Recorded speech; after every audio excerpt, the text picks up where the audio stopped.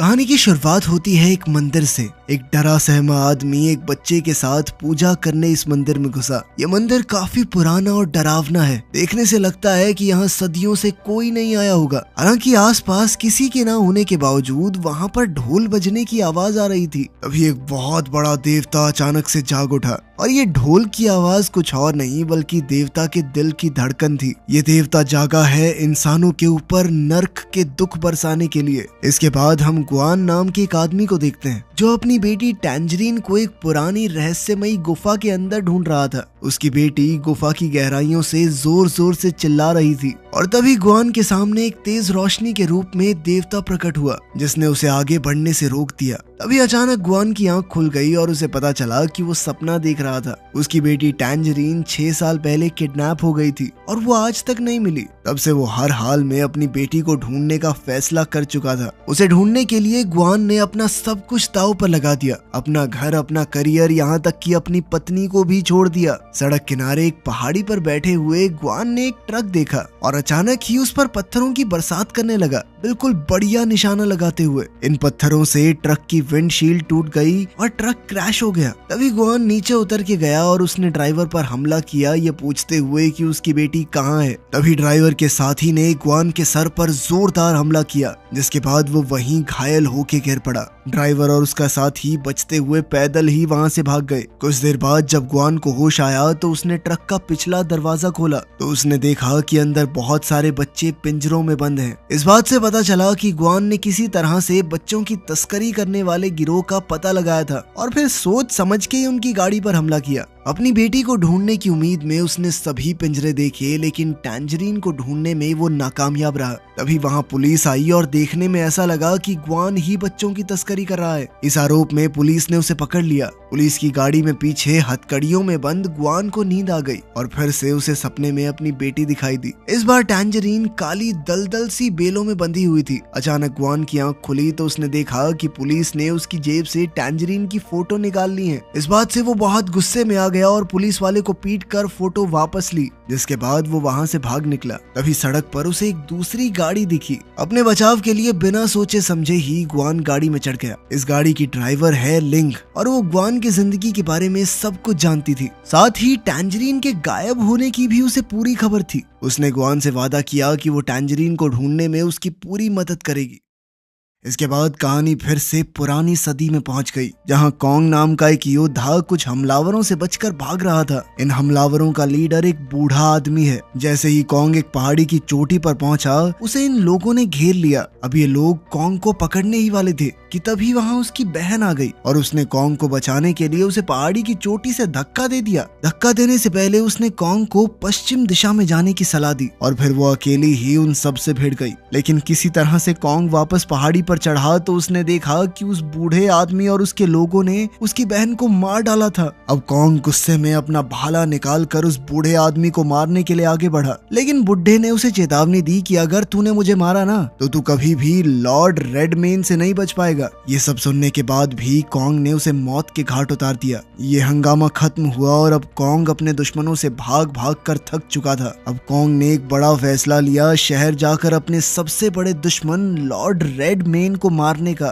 तभी उस बुढ़े का कवच हिलने लगा क्योंकि उसे एक नए मालिक की तलाश थी और अचानक ही निकलकर वो कॉन्ग के शरीर से जुड़ गया। ये कवच खुद से सोच समझ सकता था और अब उसने कॉन्ग को चुना था ताकि वो उसके नए मिशन में उसकी मदद कर सके। ये कवच पूरी तरह से कॉन्ग के शरीर में ढल गया जिसके बाद उसकी छाती पर एक आंख बन गई। वहीं लिंग गुआन को अपने साथ एक बिल्डिंग में ले गई जहाँ वो काम करती थी और उसे 5 छोटी बच्चियों की तस्वीरें दिखाई। लियम ने गुआन को उसकी बेटी को पहचानने के लिए कहा पर गुआन ऐसा नहीं कर पाया क्योंकि हादसे को 6 साल बीत चुके हैं। जल्द ही लियम मुद्दे पर आई। वो गुआन की बेटी का पता लगाने के लिए डीएनए टेस्ट कर सकती है, लेकिन बदले में गुआन को उसकी कंपनी के लिए काम करना होगा। वो लोग जानते थे कि गुआन के अंदर किसी तरह की शक्तियां हैं। वो अपनी फेंकी हुई चीजों को अपने मन से रोकने या चलाने की ताकत रखता है और अब कंपनी चाहती थी कि गुआन अपनी शक्तियों का इस्तेमाल करके कॉन्ग नाम के एक राइटर की जान ले ले। दरअसल ये राइटर अपनी लिखी हुई कहानियां लाइव स्ट्रीम में सुनाता है और अजीब बात ये थी कि जब भी इसकी नॉवल के किरदार लॉर्ड रेडमेन को कोई चोट पहुंचती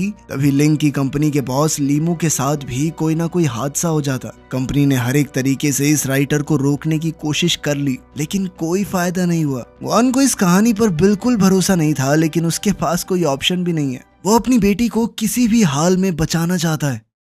अगले दिन ग्वान एक नई लुक के साथ बाल वाल कटवा कर एक छोटे से शहर में पहुंचा जहां कॉन्ग रहता था। वहां जाते हुए ग्वान को कॉन्ग की ऑडियो बुक सुनकर पता चला कि जो चीजें या लोग उसके सपनों में आते हैं वो कॉन्ग की कहानियों से जुड़े हुए हैं। ग्वान ने कॉन्ग का पूरा दिन पीछा किया, उसे मारने के मौके की तलाश में, और आखिर में वो लाइब्रेरी पहुंचा। लेकिन वो छुपने में नाकामयाब रहा क्योंकि लाइब्रेरी में कॉन्ग और उसके अलावा और कोई नहीं था। अचानक कॉन्ग ने उससे पूछ ही लिया कि वो पूरे दिन से उसका पीछा क्यों कर रहा है। खुद को बचाते हुए ग्वान ने कहा कि सर, मैं आपकी नॉवेल्स का बहुत बड़ा फैन हूँ। इस बात से कॉन्ग बहुत खुश हो गया और ग्वान से ढेरों सवाल पूछ डाले। लेकिन इससे पहले ग्वान को जवाब देता लिंग ने उसे फोन किया और साइड में जाकर बात करने को कहा। लिंग ने ग्वान को बिना राइटर से बात किए सीधे उसे मारने का ऑर्डर दिया, लेकिन ग्वान ने लिंग की बात नहीं मानी और आगे भी कॉन्ग का पीछा करता रहा। ये दोनों दोबारा बातचीत करने लगे। तभी लिंग की कंपनी की एक गाड़ी ने दोनों को ही कुचलने की कोशिश की। ग्वान वहां से भाग गया, लेकिन उसकी डायरी जिसमें वो अपने सपनों के बारे में लिखता था वो पीछे छूट गई।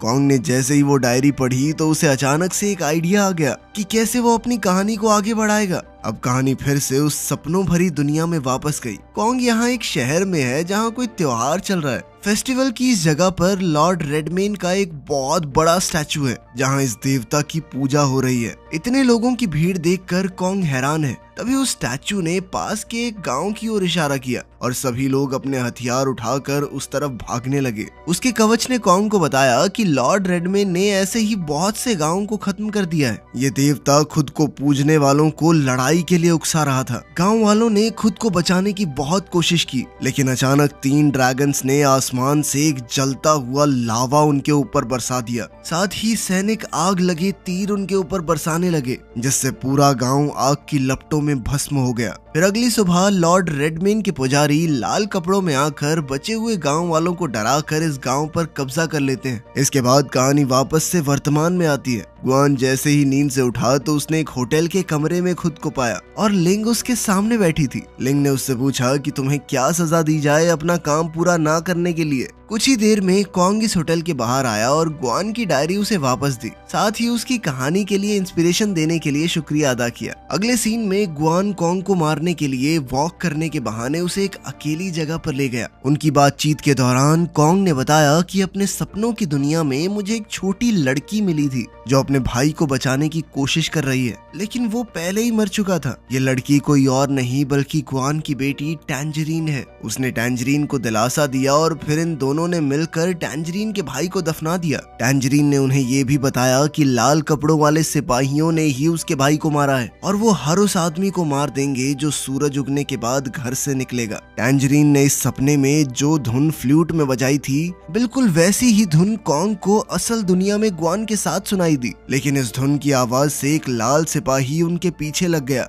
क्योंकि अंधेरा होने के बाद से उन्होंने कर्फ्यू लगा दिया था, कोई बाहर नहीं निकल सकता। कॉन्ग ने टैंजरीन का पुतला बनाकर उस सिपाही का ध्यान भटकाया ताकि टैंजरीन वहां से भाग सके। पुतले को लड़की समझकर जब सिपाही कॉन्ग के पास पहुंचा तो कॉन्ग ने उसके सर के कवच पर वार किया। जैसे ही कवच फटा तो ग्वान का चेहरा बाहर आया जो अब कॉन्ग को मारने के लिए तैयार था। लेकिन जैसे ही ग्वान कॉन्ग को मारने लगा तभी टैंजरीन दोबारा वहां आ गई और ग्वान का ध्यान अपनी तरफ खींच लिया, लेकिन इस बार न जाने क्यों वो हिल नहीं पाया। इसी बात का फायदा उठाकर कॉन्ग और टैंजरीन वहां से भाग निकले।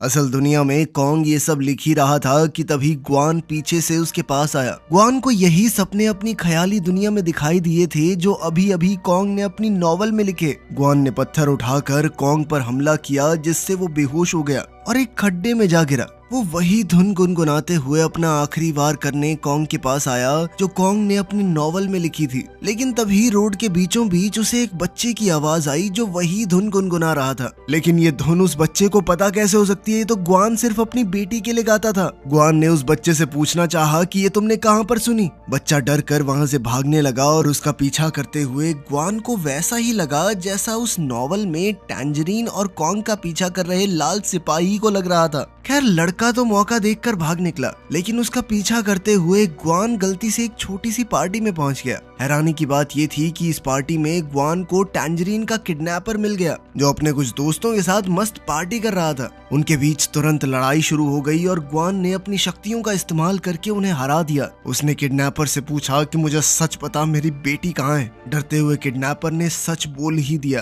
पता चलता है कि टैंजरीन को किडनैप करते हुए उसे ड्रग की डोज थोड़ी ज्यादा दे दी गई थी, जिस वजह से टैंजरीन की मौत हो गई। जिसके बाद किडनैपर ने उसे बोरी में डालकर पहाड़ी के एक हिस्से में सड़ने के लिए छोड़ दिया। अपने गुस्से और दर्द से पागल होकर ग्वान उसका गला घोंटकर उसे मार देना चाहता था, लेकिन तभी लिंग वहां आ गई और फिर ग्वान को बेहोश करके अपनी गाड़ी में ले गई। जब ग्वान को होश आया तो उसने लिंग से कहा कि वो किडनैपर बोल रहा था मेरी बेटी मार दी उसने। लीमू, जो कि लिंग का बॉस है, ये सारी बातें सुन रहा था और उसने लिंग को ऑर्डर दिया कि ग्वान को कह दो कि उसकी बेटी मरी नहीं है, वो किडनैपर झूठ बोल रहा था। लेकिन लिंग सिर्फ अपने फायदे के लिए ग्वान से इतना बड़ा झूठ कहने से कतरा रही थी। अब ग्वान ने लिंग से कहा कि मैं कॉन्ग को मार दूंगा, उसकी चिंता तुम मत करो, मुझे बस वो किडनैपर चाहिए, उसे मैं अपने हाथों से मारना चाहता हूँ, पुलिस कस्टडी से निकाल कर लाओ उसे मेरे लिए। इसके बाद हम देखते हैं कि लिंग का बॉस उससे काफी नाराज था, क्योंकि उसने तो लिंग से कहा था कि कह दे कि इसकी बेटी जिंदा है, लेकिन लिंग इतना नीचे नहीं गिरना चाहती थी।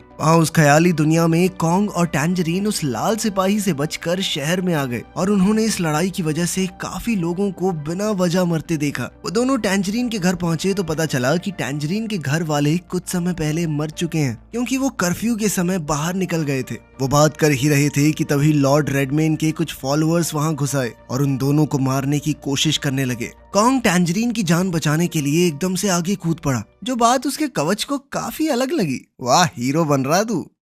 असल दुनिया में कॉन्ग ग्वान को एक बिल्डिंग की छत पर मिला, इस बात से पूरी तरह अनजान कि जिस आदमी ने उस पर पहले हमला किया था वो खुद ग्वान ही है। ग्वान को पता चला कि अपने नॉवल में कॉन्ग ने ग्वान को लाल सिपाही के किरदार में डाला है, इसलिए जो चोट सिपाही के सर पर लगी थी वो अब ग्वान के सर पर भी है, जो ग्वान को किडनैपर से लड़ते हुए लगी थी। ग्वान ने कॉन्ग की नोटबुक ली तो उसे पता चला कि जो भी उसे अजीबोगरीब चीजें दिखती हैं वो कॉन्ग ने अपनी किताब में लिखी हुई हैं। और हैरानी की बात ये थी कि इस नॉवल में टैंजरीन भी एक जिंदा किरदार है। इस बात से ये चीज तो एकदम साफ हो चुकी थी कि कॉन्ग ने जाने अनजाने में अपने नॉवल का एक पैरेलल यूनिवर्स बना दिया है और वो इस नॉवल में जो कुछ भी लिखता है वो इस दुनिया के लोगों के साथ भी होता है। कॉन्ग ने बताया कि आखिरी चैप्टर में उसे और टैंजरीन को बहुत सारे रेडमेन के सिपाहियों ने घेर लिया था, जिसके बाद ग्वान ने आइडिया दिया कि कुछ भी करके उन्हें लड़ाई तो जीतनी चाहिए। अब कहानी फिर से उस काल्पनिक दुनिया में पहुंच गई जिसमें कॉन्ग अब रेडमेन के सिपाहियों से लड़ने वाला है। अचानक कॉन्ग के कवच ने उसके शरीर को छोड़ दिया और एक ऐसे जीव में बदल गया जो अपनी मर्जी से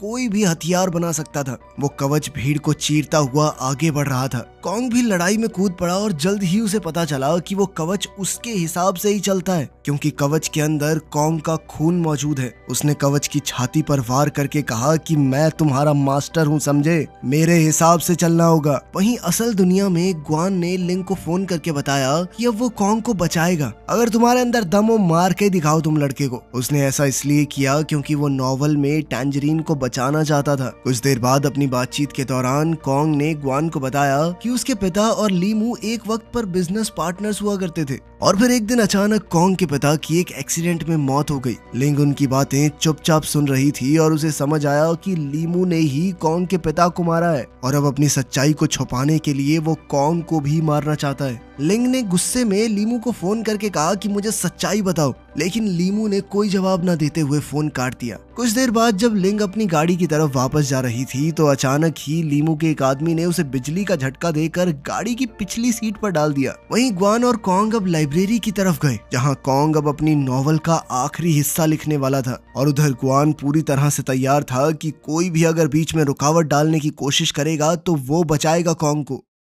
वहीं उस ख्याली दुनिया में कॉन्ग और टैंजरीन रेडमेन के महल में पहुंचे, जहां उन्हें हजारों की तादाद में लाल सिपाही पुतले बने हुए दिखाई दिए। कॉन्ग को पता चला कि रेडमेन के लोग इसी वजह से कर्फ्यू लगा देते थे, क्योंकि सूरज ढलने के बाद ये लाल सिपाही पुतले बन के बैठ जाते हैं। इसी दौरान अचानक लीमू के गुंडे लाइब्रेरी पहुंच गए और ग्वान ने अपनी शक्तियों का इस्तेमाल करके उनका सामना किया, लेकिन लीमू के गुंडे के पास बिजली को कंट्रोल करने की शक्ति थी। उसने ग्वान पर पानी फेंक कर उसे फर्श पर गिरा दिया और गिरे हुए पानी से उसे बिजली का तेज झटका दिया। ग्वान उससे सीधे तौर पर नहीं लड़ पा रहा था तो वो छुप गया। उसने मौका देखकर रबड़ के ग्लव्स पहनने के बाद ही उस पर अटैक किया ताकि उसे बिजली का झटका न लगे। फिर ग्वान का सामना एक दूसरे हमलावर से हुआ जो काफी ज्यादा ताकतवर था और ग्वान उसकी ताकत के सामने टिक नहीं पाया। उसकी किस्मत अच्छी थी कि लिंग किसी तरह खुद को छुड़ाकर उसकी मदद करने आ पहुंची थी। अब इन दोनों ने मिलकर हमलावर का सामना किया और उसे मार डाला। काल्पनिक दुनिया में कॉन्ग और टैंजरीन आखिरकार लॉर्ड रेडमेन के पास पहुंच चुके थे,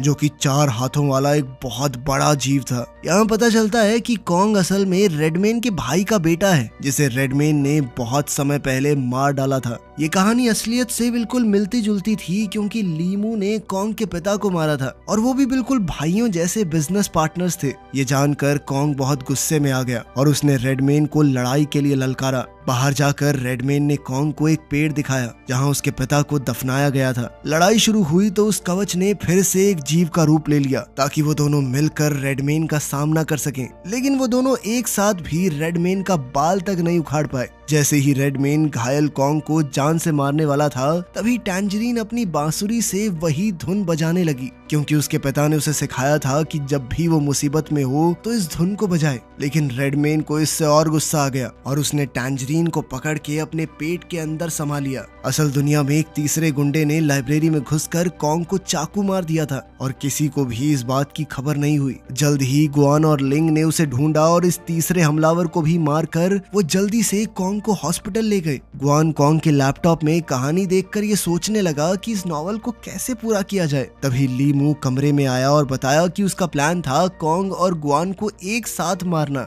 ताकि देखने में ऐसा लगे कि दोनों ने एक दूसरे को मार डाला। ये प्लान बिल्कुल सही था, क्योंकि पुलिस को कॉन्ग के नॉवल में टैंजरीन का नाम मिलेगा और इसके बाद कहानी आसानी से बन जाएगी कि ग्वान को शक हो गया होगा कि कॉन्ग ने ही उसकी बेटी को अगवा किया है। इसी चक्कर में उसने कॉन्ग को मार दिया। अब लीमू को कॉन्ग का कंप्यूटर चाहिए था, लेकिन ग्वान ने उसे देने से इनकार कर दिया, क्योंकि अब वो कहानी को पूरा करेगा। उधर उस काल्पनिक दुनिया में जैसे ही रेडमेन कॉन्ग को मारने वाला था, तभी अचानक से एक लाल सिपाही ने वहां आकर रेडमेन पर मशीन गन से हमला कर दिया। ये ग्वान था जो अपनी बेटी को बचाने आया था। उस मशीन गन के हमले से रेडमेन घायल हुआ। उधर कॉन्ग ने हिसाब लगाया कि रेडमेन के माथे के बीचों बीच एक हथियार लटका हुआ था और वो मौका देखकर इस हथियार को खींचने लगा, ये सोचकर कि शायद यही रेडमेन की कमजोरी होगी। लाल सिपाही ने भी इसे खींचने में उसकी मदद की और इस हथियार को खींचते हुए उन्होंने रेडमेन का पूरा शरीर चीर डाला। ये प्लान आखिरकार काम कर गया और वो विशालकाय जीव खत्म हुआ। उसके मरते ही टैंजरीन भी उसके पेट वाली जेल से आजाद हो गई।